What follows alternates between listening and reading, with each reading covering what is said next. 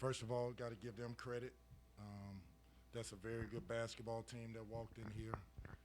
They walked in not afraid of us. They walked in and executed their game plan.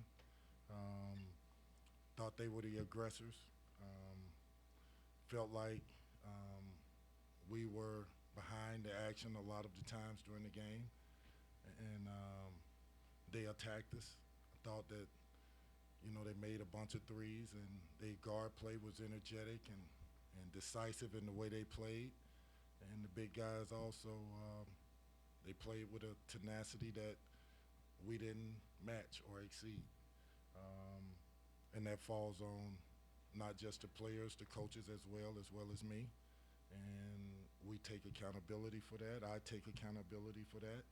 I tried to tell them that we were playing a team that is a very good team that has veteran players back, um, that can beat you, um, and which they came in here and did, which I knew it would be a hard-fought game. I thought that my guys would come in and play with more energy, but for whatever reason, they didn't, and we got to get better. Questions?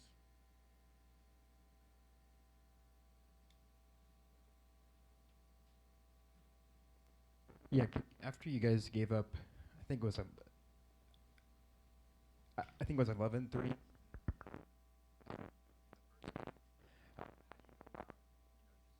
Giving up tonight. Did you see strides in again? I did see strides this week, but I also saw guys that didn't really understand the urgency of attention to detail.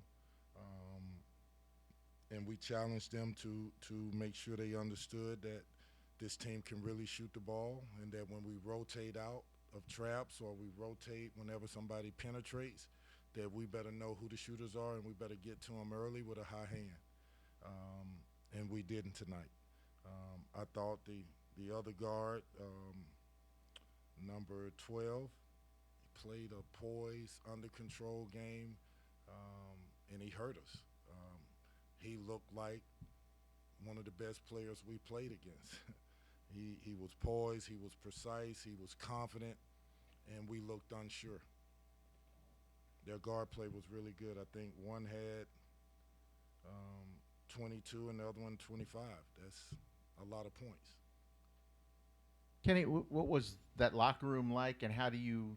I mean, I know it's early; it's your second game, but how do you keep it from spiraling? I know it's a different group of guys too than he had last year. So how do you keep it from turning into last year?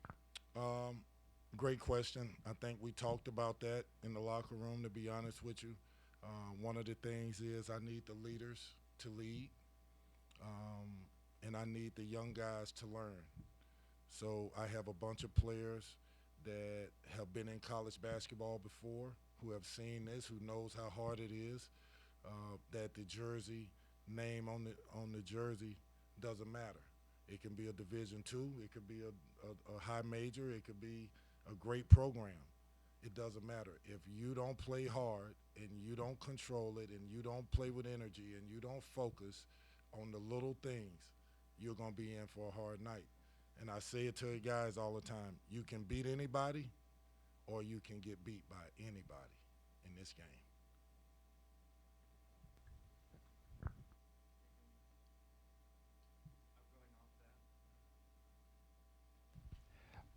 I'm going off that. And what was the mood in that?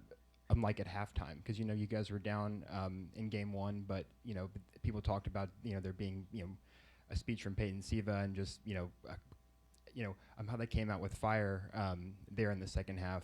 What was the difference tonight? I just thought that, we addressed whatever we were doing that wasn't good enough. We wasn't sharing the ball enough. We wasn't getting enough assists. We didn't make layups. How many easy shots did we miss? How many open shots did we miss? How many times did they collapse and we refused to pass the ball to each other?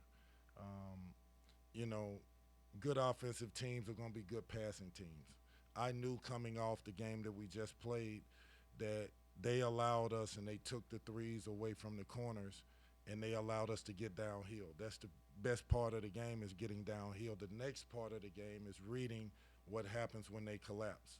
Well, tonight this team collapsed, and we kept trying to shoot the ball instead of kicking it to an open man and getting ball movement. When you do that, there's a rhythm that's lost. So there's a disconnect when that happens. And we had to do a better job of that tonight in order to beat this team. We talked about it. We game plan for it. We game plan for how they score, how they shoot threes, and we gave them rhythm. We gave them beer muscles, as they say, and they came in here and burned us. I question, and some of this is new to these guys, but I question if they understand the pride to be in your home building and fight to get a win. I question that. I question if my leaders can lead young players, talk them through tough times, not make excuses in front of them so that they think it's okay. It's not acceptable. Kenny, some of that is the same stuff you talked about last year. What can you do differently with this group of guys to change that? We have better players, so some of it starts with that. But also, I need leadership on the floor. Mike James is a leader. Scott Clark is a leader. Trey is a leader. JJ has been here through some bad times, and he's a leader. He's seen, some hard times here. I need them to be more vocal. I need them to be more accountable. I need them to make it a player-driven team instead of a coach-driven team. I want to win. And the fact that I want to win, I want to fight when we lose. And I have to come and face you guys and act like I'm okay with it when I'm really not okay with it. I need players to want to win as bad as I want to win. And I'm not trying to win for me. This isn't about me. This is about them. This is about this school. This is about this community. This is special to me. And when it's not going the way that it should go, it bothers me. And I need the players to feel that. Do you see evidence that you have those kind of players, or? Definitely, we have those kind of players, but it's, I said it on the radio show this morning, when the lights come on and people are in there, things change. The great players, the great teams are able to get locked in and get lost within the game and not worry about lights and people, and they play it for the right reasons. Yes, the energy of the fans will ignite you, but at the end of the day, you're locked into playing winning basketball and not trying to do it all by yourself.